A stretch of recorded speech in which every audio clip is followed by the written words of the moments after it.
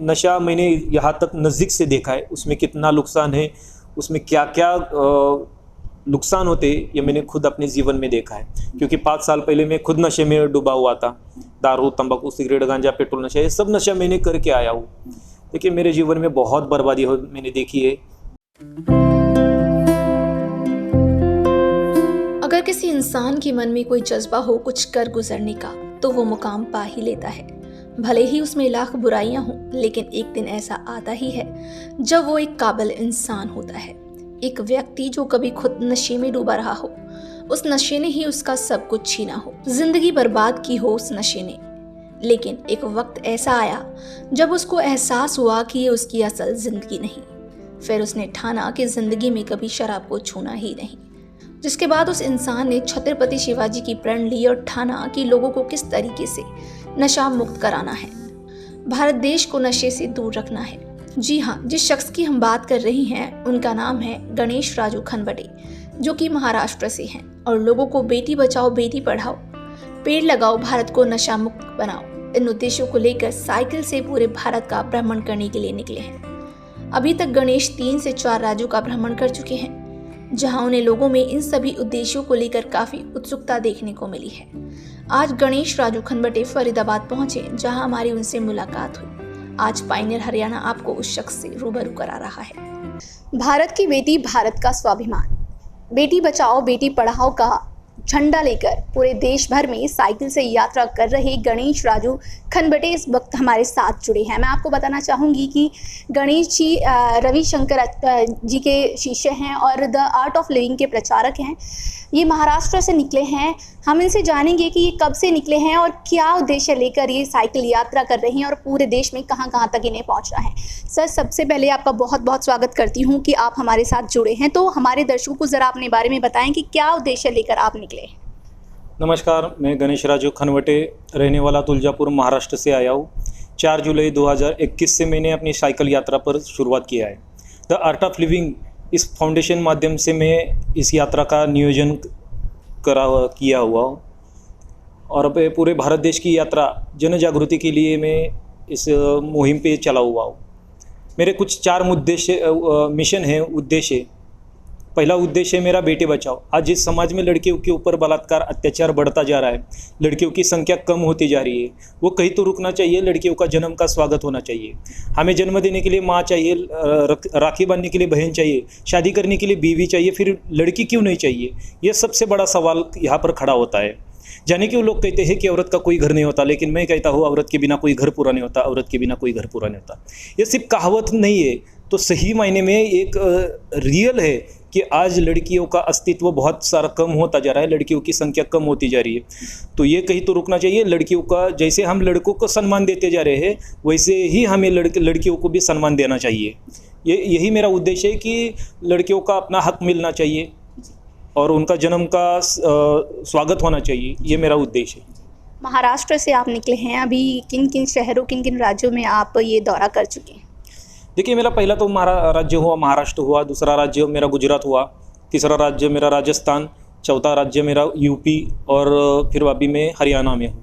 जी, तो क्या लगता है आपको, जिस तरीके से आप ये दौरा कर रहे हैं, पूरे भारत का भ्रमण कर रहे हैं, वो भी साइकिल से, लोग वो अवेयर कर रही हैं, क्या लगता है? क्योंकि आए दिन हमें देखने को मिलता है कहीं ना कहीं बेटी के साथ गलत हो रहा है। तो आपके इस मिशन से क्या लगता है कितनी जनता है वो जागरूक होगी? देखिए, किसान जब अपने खेत में दाना डालता है तो वो ये सोचता नहीं है कि कितना आएगा और कितना जाएगा।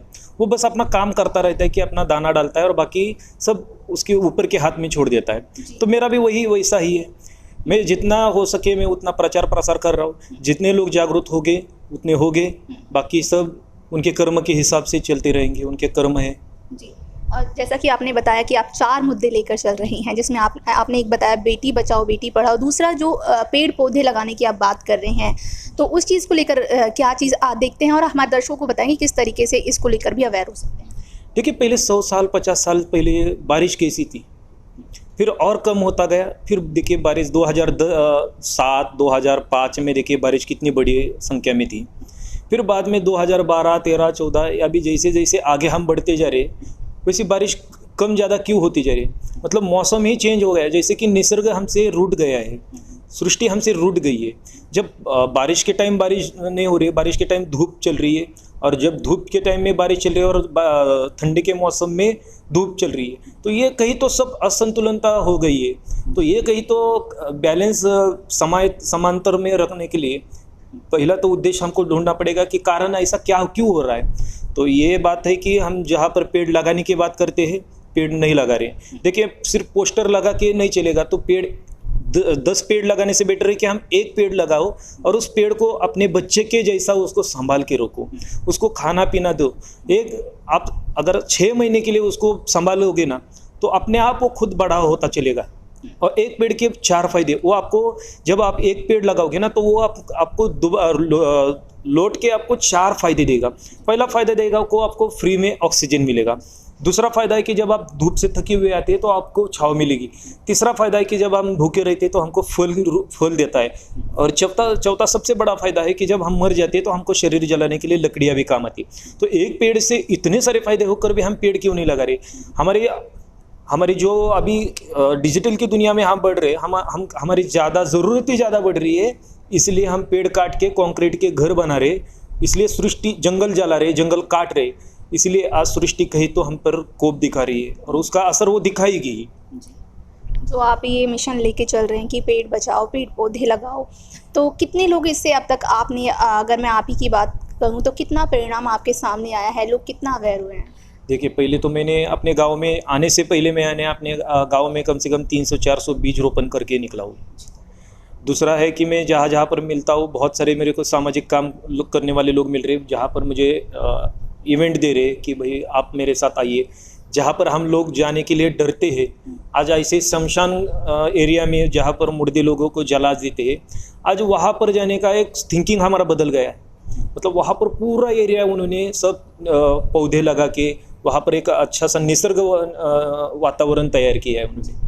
तो कहीं तो हमको ये सीख मिल रही है कि जहाँ पर शमशान में, जहाँ पर बंजर ज़मीन है, पत्थरों के बीच में अगर पौधे लगा सकते हैं, तो हम अपने गांव के भीतर, शहर के भीतर, छोटी छोटी जगह पे हम पौधे लगाना चाहिए।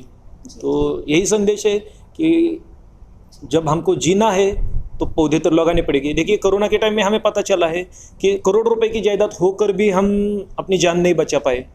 तो अभी लोग जाग रहे हैं, बहुत जगह जगह पे पौधे लगा रहे। तो यही है, अपना मिशन सक्सेस हो ही रहा है अभी।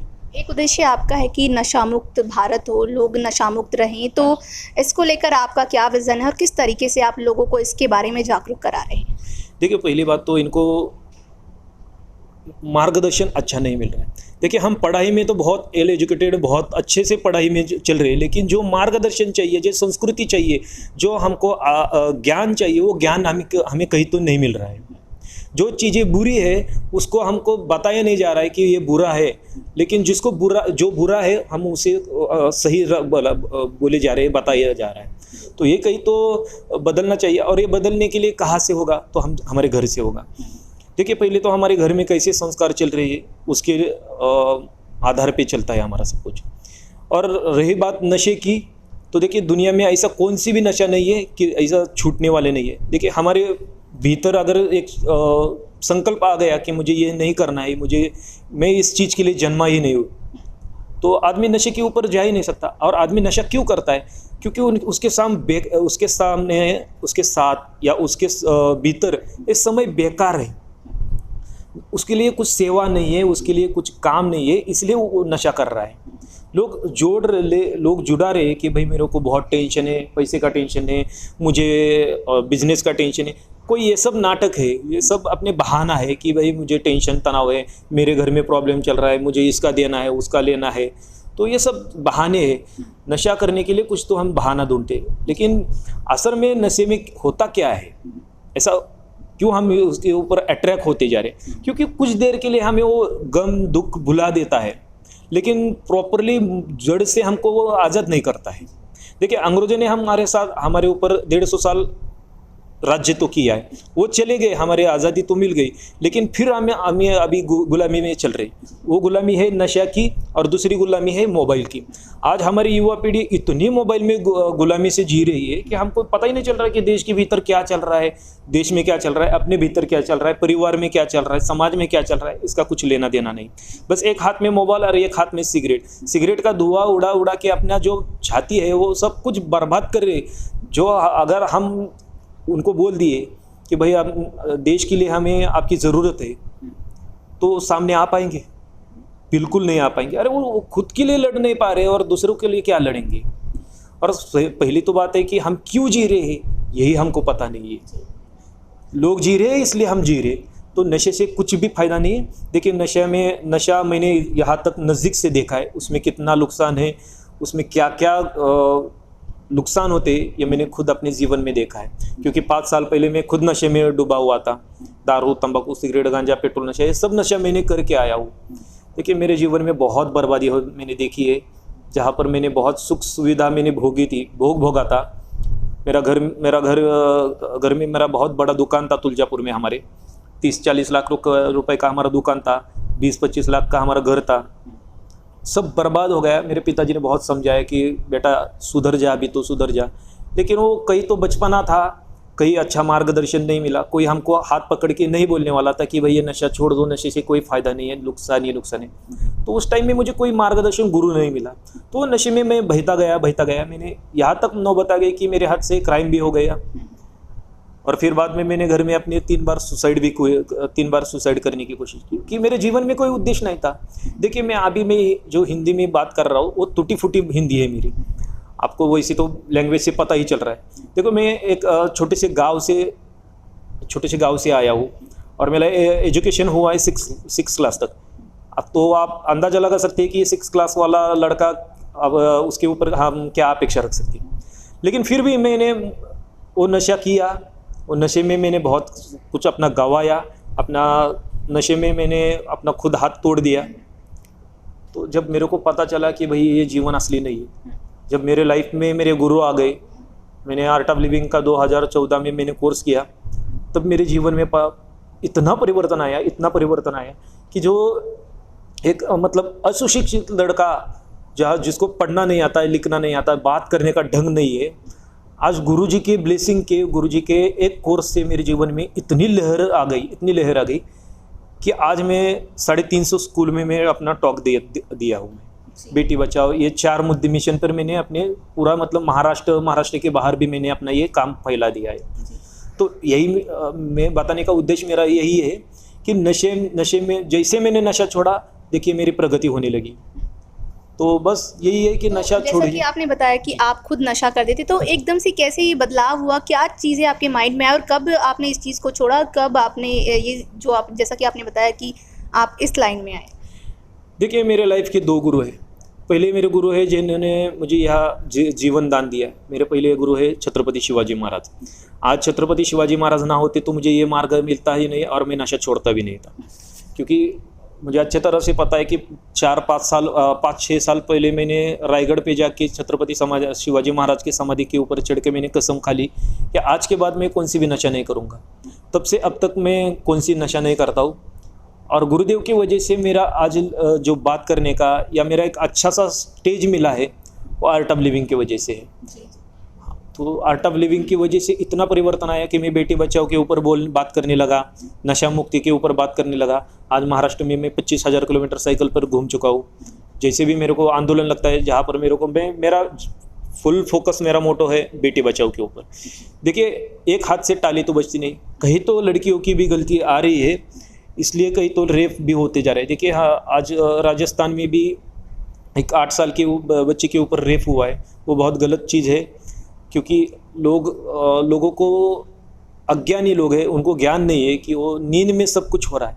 जब उनको ज्ञान पता चलेगा, लड़कियों का महत्व पता चलेगा, तो पता चलेगा उनको कि देखिए रक्षाबंधन हम खाली राखी का एक धागा बांध रहे, धागा बांधना जरूरी नहीं है। तो एक बहन को रक्षाबंधन में गिफ्ट क्या देना है, तो वही गिफ्ट देना है कि दीदी कि मैं हर लड़की को जहाँ पर रास्ते पे दिखती है उस लड़की में मैं तुम्हें देखूंगा। तो बस जिस दिन ये सोच बदलेगी वो भारत बदलेगा। एक उद्देश्य और है, ज़रा उसके बारे में बताएं कि क्या है वो चौथा उद्देश्य आपका? चौथा दीदी मेरा उद्देश्य है शहीदों को सलाम। जो हम यहाँ पर सुकून से रह रहे, सुकून से सांस ले रहे, खाना खा पा रहे, वो हमारे नौजवान देश के बाउंड्री के ऊपर हमारे लिए तैनात है, रात दिन यहाँ पर हमारा खड़ा रहकर भारत का नौजवान शहीद हो रहे, खून बहा रहे। आज उन्हीं की वजह से हम यहाँ पर जी पा रहे। तो उनके लिए मैं एक शहीदों को सलाम, उनका सम्मान कीजिए, उनको याद कीजिए, ना कि 15 अगस्त और 26 जनवरी को ना कीजिए। और जैसे कि हम 15 अगस्त को या 26 जनवरी को तिरंगा झंडा लगा के रिक्शा में या साइकिल पर लगा देते, देखिए उसकी हालत ऐसी हो जाती। तो देश प्रेम हमें सिर्फ 15 अगस्त और 26 जनवरी को नहीं जगाना है, और ये लगाने से हम कोई देशभक्त नहीं होते। तो देशभक्त अंदर से होते, जहाँ पर हमारे सामने कोई ज़रूरत पड़ती है, ज़रूरतमंद लोगों को हम मदद करते हैं, देश के भीतर कोई ज़रूरत होती है तो देशभक्त होते हैं। तो लोगों को कोई मैसेज, कोई संदेश देना चाहेंगे कि किस तरीके से जो भी चीज़ें आपने बताई हैं फिर उससे अलग कुछ करके खुद अवेयर रह सकते हैं? और जहाँ तक बात की जाए बेटी बचाओ बेटी पढ़ाओ की, तो उसको लेकर तो पहली बात तो मैं एक ही बात लोगों को संदेश देना चाहता हूँ। देखिए, जात धर्म प्रांत ये सब कुछ छोड़ के पहले हम देश का नागरिक बन के जिए। पहले उद्देश्य हमारा है, देश में हम रहते हैं, देश के बांधव हो जाइए, फिर बाद में अपना जात धर्म देखिए। अरे खुद हम अपने आप को प्यार नहीं कर रहे तो मज़हब के लिए क्या प्यार करें, धर्म के लिए क्या हम क्या प्यार करेंगे? अब धर्म के लिए नहीं प्यार कर रहे, खुद के लिए प्यार नहीं कर रहे, तो देश प्यार तो हमारा बढ़ेगा नहीं। तो यही है, बेटी बचाओ के लिए तो यही संदेश दूंगा मैं कि लड़कियों को कमज़ोर ना समझिए, क्योंकि आज की कलयुग की लड़कियां हैं, और कलयुग की लड़कियों को साधारण ना समझिए, उसको छेड़ने की ज़रूरत भी ना कीजिए। क्योंकि आजकल की लड़कियां देख रहे हम रोड पर कैसे धोबी घाट की तरह धो रहे लोगों को। तो बस यही सीख मिलेगी आपको कि सावधान हो जाइए कि लड़कियों के ऊपर बुरी नज़र से ना देखिए। लड़कियां कोई कमज़ोर नहीं है, लड़की आपके हाथ की खिलौना नहीं है, तो उसको सम्मान दीजिए। जैसे आप अपनी माता बहनियों को सम्मान देते हैं, उसी तरह उसको भी सम्मान दीजिए। तो अगला भ्रमण आपका कौन सा शहर या कौन सा राज्य होने वाला है? अभी मेरा अभी भ्रमण होगा मेरा Delhi. Thank you so much sir. तो जैसा कि आप सुन रहे थे गणेश राजू खनवटे को कि वो हमारे साथ जुड़े, वो कुछ उद्देश्य लेकर चल रही हैं और लोगों को उन उद्देश्यों से अवेयर कराना चाहते हैं, जागरूक कराना चाहते हैं। आज के लिए इतना ही, जुड़ी रहिए पायनियर हरियाणा के साथ।